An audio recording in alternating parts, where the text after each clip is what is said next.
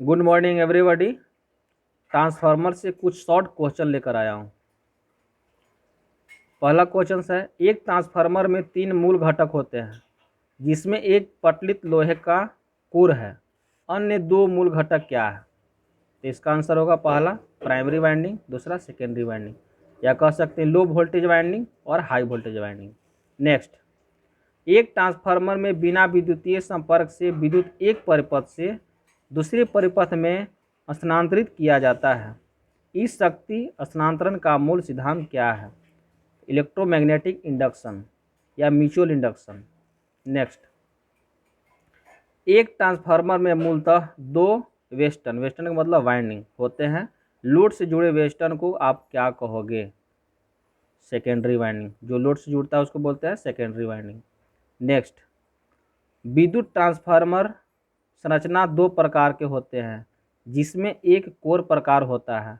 दूसरे प्रकार का कोर संरचना क्या है? चौथा का सेल टाइप आंसर होगा, सेल प्रकार। पांचवा, 2 प्रकार के ट्रांसफार्मर कोर होते हैं, कोर प्रकार और सेल प्रकार। शक्ति ट्रांसफार्मर के निर्माण में किस प्रकार का कोर प्रयोग करते हैं?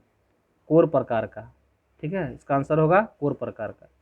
6 क्वेश्चन, एक ट्रांसफार्मर कोर एक पतले पतलित लोहे की चादर का होता है।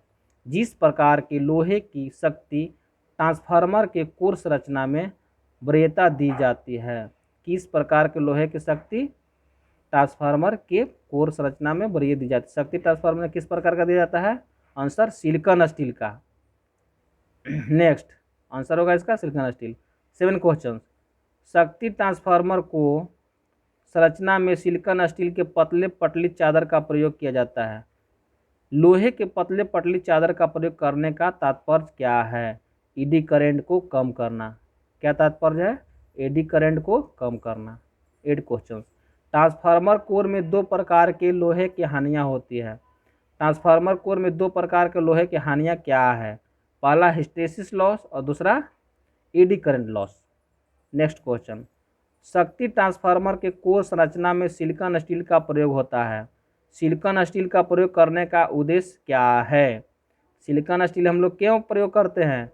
कि हिस्टेरिसिस लॉस जो है कम हो। नेक्स्ट क्वेश्चन, ट्रांसफार्मर का प्रयोग वोल्ट को उपचाई और अपचार्य करने में प्रयोग किया जाता है, माने कि स्टेप अप स्टेप डाउन करने में प्रयोग किया जाता है। अपचाई ट्रांसफार्मर में आपूर्ति किस वेस्टर्न को दी जाती है? कहता है कि स्टेप अप ट्रांसफार्मर में आपूर्ति किस वाइंडिंग को दी जाती है? वेस्टर्न मतलब वाइंडिंग।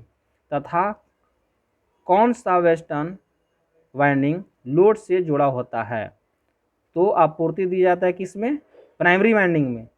और लोड से किसको जोड़ते हैं? सेकेंडरी वाइंडिंग को। तो इसका आंसर होगा आपूर्ति प्राइमरी वाइंडिंग में और लोड सेकेंडरी वाइंडिंग में दिया जाता है। Thank you. नेक्स्ट अगला वीडियो में